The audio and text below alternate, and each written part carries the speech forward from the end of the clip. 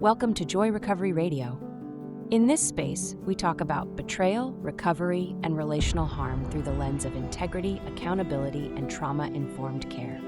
Our goal is not to rush healing or prescribe outcomes, but to offer language, clarity, and grounded perspective. This podcast is educational. You're invited to listen slowly, take what resonates, and leave the rest. Let's begin. Here is something I had to sit with about my own story, and something every man I work with eventually has to face. The main instrument we used to deceive our partners was not a burner phone or unaccounted for cash or a deleted browser history. It was our voice. The voice was the tool. We managed the conversations. We chose the words that would keep her from looking too closely. We answered her questions in a way that was calculated to protect the secret instead of to protect her. And here is the part that should stop us cold in our tracks. That same instrument did not go quiet after we were discovered. The voice that built the secret basement is the same voice that minimizes it, that manages the disclosure, that makes her feel unreasonable for needing the truth. The voice does not retire when the secret comes out. It simply changes jobs. And until we can see that, we will keep doing damage. Dr. Minwalla calls this intentionally manipulated reality. A whole entire reality that was deliberately constructed around her so that she could not see what was true. The key word is intentional. We built it almost entirely with our voice, brick by brick, with words. We put her inside a manipulated reality, and then we let her believe that the problem was her. We're going to look at exactly how it works today, because a man cannot put down a tool that he refuses to admit that he is still using. If you have built a secret sexual life or you're coming out of one, this episode is going to hold up a mirror to how you've been using your voice. Some of this will be hard to hear. Stay in it anyway. I know a lot of betrayed partners listen to this show. I want you to know that what I'm about to describe is the machinery that was operated on you. And hearing it laid out can either be very steadying for you, but I realize it could also be very activating. So take it at whatever pace your body needs today.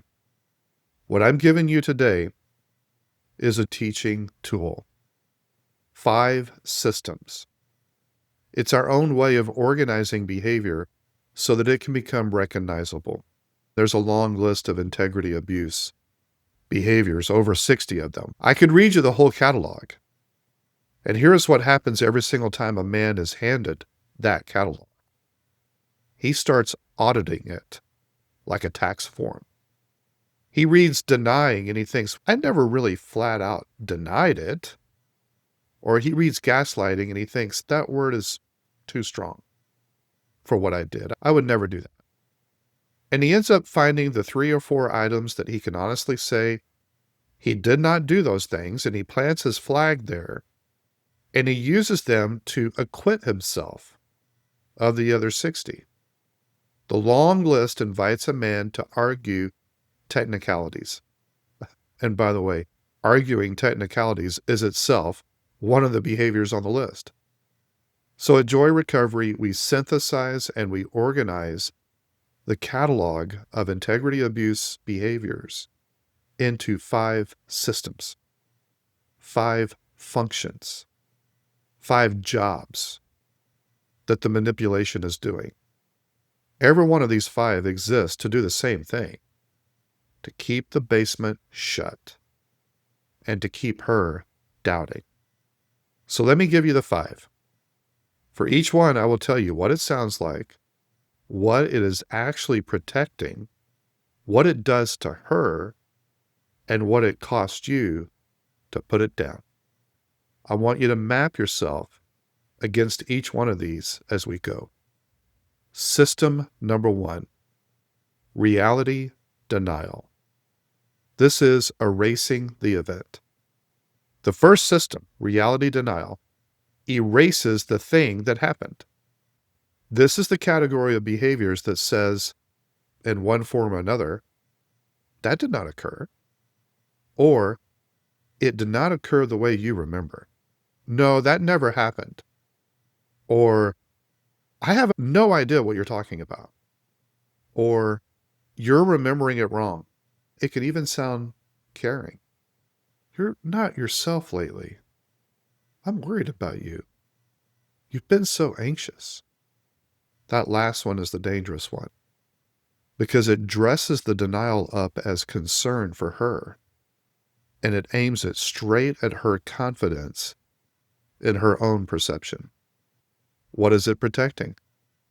It is protecting the simplest fact of all, that the event exists. If the event can be made to not exist, then there's nothing for me to be accountable for. Reality denial is the foundation. Everything else is built on top of this system. What does it do to her? This is the system that produces immense damage. When you deny what she saw you do with her own eyes, you're not just winning an argument, you are unplugging her instrument. She walks away from the conversation less sure of what is real than when she walked in. You do that enough times, and she stops bringing things up to you at all. And that's not because she's satisfied. Far from it. It's that she no longer trusts herself enough to make the case with you. What will it cost you to put this down? Backing her version of what happened. Even when it indicts you. Even when her account is harsher than you think is fair. That is one of the capacities of integrity. And it is the exact opposite of reality denial. You stop being the editor of what is true, and you let her reality stand without contesting it or challenging it or correcting it. System number 2, responsibility evasion. This is relocating the fault. This second system does not erase the event, like reality denial. This system admits something happened, but then it moves the responsibility for that event somewhere else. The fact survives, but the ownership does not. It sounds like, I only did that because you were never available. Or, anyone in my situation would have done this. Or, that was not really cheating. It didn't mean anything. This system is minimizing, justifying, rationalizing, blaming the partner, or blaming the relationship. This is evading responsibility. It's relocating the fault. What is it protecting? It's protecting your image of yourself as basically a good man who did an understandable thing under the pressure he was under. Evasion lets you keep the behavior and your self-image at the same time. You get to have done it, but still not be the kind of man who does that. What does it do to her? It hands her the bill. When you relocate the fault onto either her availability or her body or her moods or the relationship, you're telling her that she created the conditions for her own betrayal. And what is so sad is many partners will absorb exactly that. and they'll start trying to fix themselves to prevent your next choice. That is not repair. That is the abuse continuing under a new name. What does it cost you to put it down? It requires you to own it with no defense attached. Owning the harm without a single because after it. The moment you hear yourself reaching for the word because, stop. The clause that follows that word almost always is an exit. Integrity here looks like a sentence that ends. I did this. Full stop. No clause. No because. I own this. I did this. Do you want to go deeper with teaching like what you're hearing today? That's why we created the Joy Recovery Academy. The Academy is our flagship educational space, designed to help you make sense of betrayal trauma, integrity abuse, and what real recovery actually looks like. This is where clarity replaces confusion and where you finally get a map for your recovery, for both the betrayer and the betrayed. The Academy includes live teaching with Q&A twice a week, and every live teaching is available anytime in our on-demand video library in case you can't make the live event. The Academy also features hundreds of the same tools and resources that we use with our private coaching clients. Right now, you can get the first 7 days free, so you can check it out and see if it is what you're looking for. Go to joy-recovery.com, click Academy, and join us today. System number 3, narrative control. This is rewriting the story. This third system is more patient than the first two we've looked at. It does not deny a single event. It works overtime to shape the larger story, so that when the truth finally surfaces, the ground has already been prepared to make her the problem. This is the long game. It sounds like cultivating a slow drip of things like, she is so insecure. She is so controlling.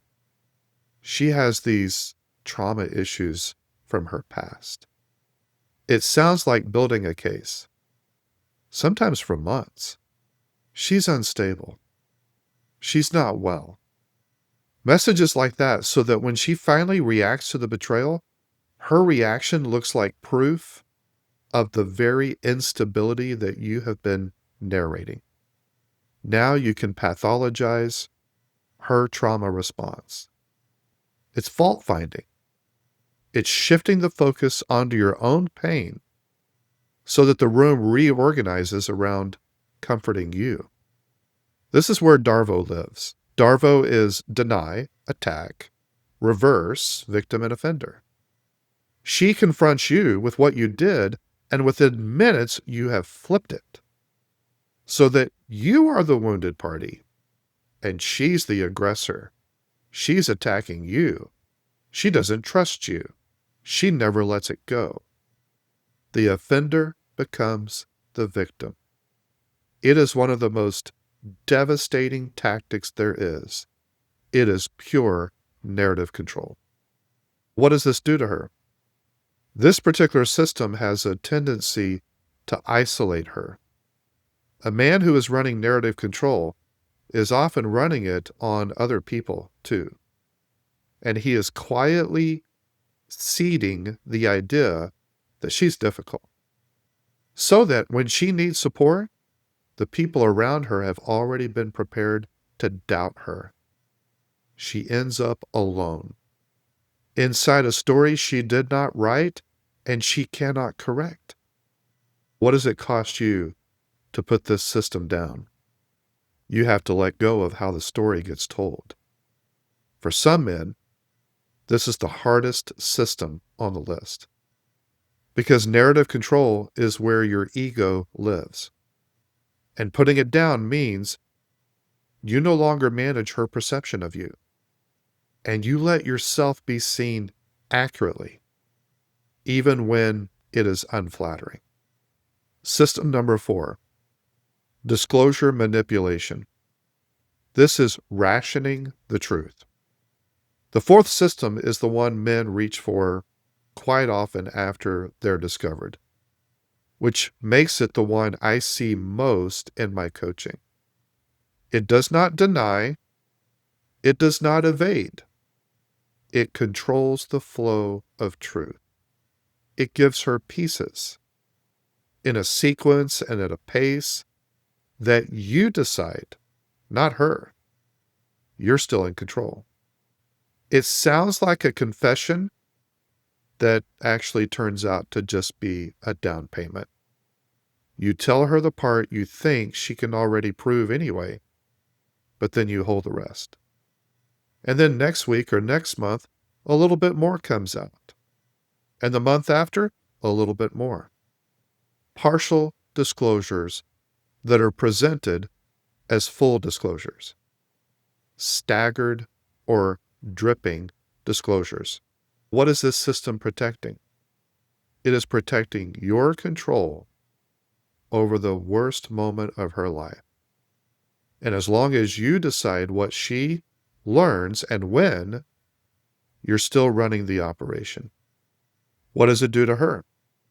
Staggered disclosure is uniquely cruel because it teaches her that there's always more.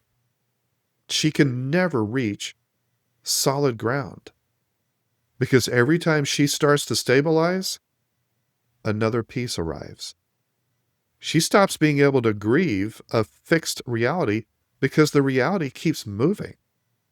This is, in many cases, more destabilizing than the original betrayal. What will it cost you to put this system down? It requires you to tell the whole truth on her timeline and not yours. In one accounting rather than a managed series.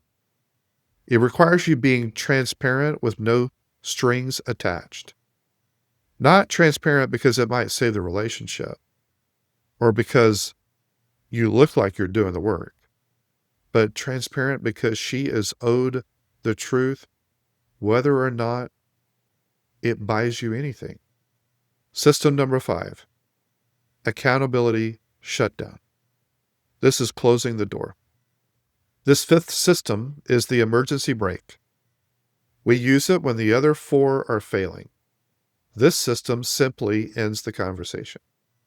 On the quiet end, it sounds like silence, stonewalling, refusing to engage, going cold and waiting her out until she gives up.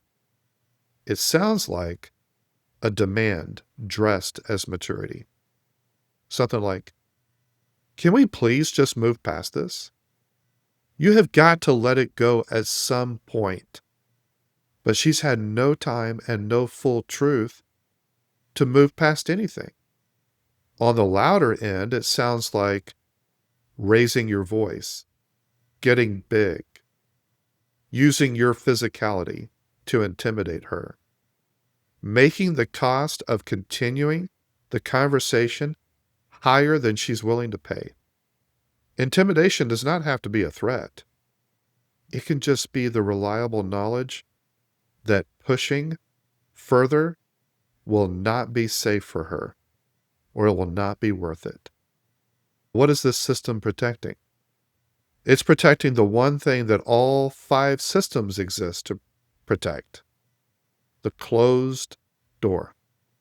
When accountability gets too close, this system shuts the door by ending the exchange on your terms every time. What does this system do to her? It trains her. She learns which questions get the silent treatment, which ones make you escalate, which ones cost her 2 days of anxiety. And she starts pre-editing herself, asking smaller questions, or none at all. From the outside, the relationship can look like it's calmer, but it's not calmer. It's just more controlled. Her silence, don't interpret that as peace. It is the sound of a woman who has learned that pursuing the truth is not safe. What would it cost you to put this system down?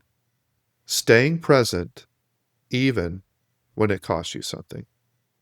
Remaining in your body and in the conversation through your own shame and her pain without shutting down, without exploding to make it stop. This is the behavior that proves that you are actually changing, because this is the one that cannot be faked. You either stayed in the hard conversation or you did not. 5 systems, 5 functions, 1 purpose. Reality denial erases the event. Responsibility evasion relocates the fault. Narrative control rewrites the story. Disclosure manipulation rations the truth. Accountability shutdown closes the door. Every one of them is doing the same job. Protect the basement and keep her doubting her own mind. Here's the line I want you to keep, the one sentence to carry out of this episode. Integrity abuse is not primarily a sexual problem. It is a reality manipulation system, and your voice is its primary weapon. The sex was the secret, but the voice was the abuse. That changes what recovery means. If the problem were only the sexual behavior, then stopping the behavior would be the finish line. But the behavior was never the whole structure. A man can stop acting out completely and still run all 5 of these systems at full strength. We have a name for that. We call it pseudo-recovery. He has become fluent in recovery language, but at home he is still rationing truth and he's still managing her perception. Sobriety from the behavior, whatever the behavior was, that is not integrity. Integrity is the dismantling of the system that the behavior lived inside. So for the man listening, I don't want you to just nod along to this information. Nodding is cheap. And men in this population are very good at it. First, find your default. You don't run all 5 equally. You have a favorite. Some men are deniers. Some are evaders who own everything in word, but nothing in real cost. Some are narrative builders who've been quietly making their partner the unstable one for years. Some ration. Some just shut the door. Be honest about which system is your native language, because that is the one you will reach for, and you won't even notice it. When she brings something up, what is my reflex in the first 5 seconds before I've decided anything? Which of the 5 systems did I run this week? Not this past year, but this past week. What did I not say to her that she had a right to know? One reality check for the men before you move on, because men love to move on. If any of these 5 systems are still running, even a little, even the quiet ones, then all the work is still right there in that system. You don't get to skip ahead and rebuild trust with her or talk about a future together while you're still rationing truth or shutting the door. For the partners, I want to speak to you for just a few minutes from inside the limits of a man who has not been in your shoes. Everything I described to the men today is the machinery. It is the system. It is the architecture that was operating around you. The denials, the relocating the blame, the slow building story that made you the problem, the truth that kept arriving in pieces, the conversations that kept getting shut down. You were not imagining the pattern. There was a pattern, and you saw it before you even had a name for it. And I wanted you to hear from the side of the room that usually causes the damage that what happened to you was real and it had a structure and a strategy. Let me bring this home for the men, because you're the ones that I focus on teaching. You cannot fake your way out of these 5 systems, because they're not about what you do once. They're about how you use your voice every day. The good news, if there is good news in this episode today, is that the same voice that built the basement is the voice that can dismantle it. Every time you back her version instead of editing it, every time you let the story be told accurately, every time you take ownership for what you did without any defensiveness, every time you give her the whole truth, every time you stay in the hard conversation instead of closing the door, you're taking one wall down of that basement. And here's the standard. The thing we say at Joy Recovery, and we mean it, integrity is a track record. It is observable, it is demonstrated, and it is built, one conversation at a time. So this week, men, listen to yourself talk.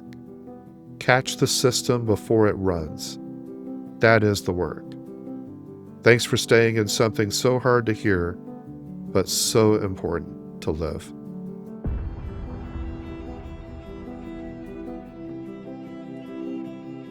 Thank you for listening to Joy Recovery Radio. If today's episode was helpful, you can find additional educational resources and information about the Joy Recovery Academy at joy-recovery.com. Remember, joy is possible when you live in integrity.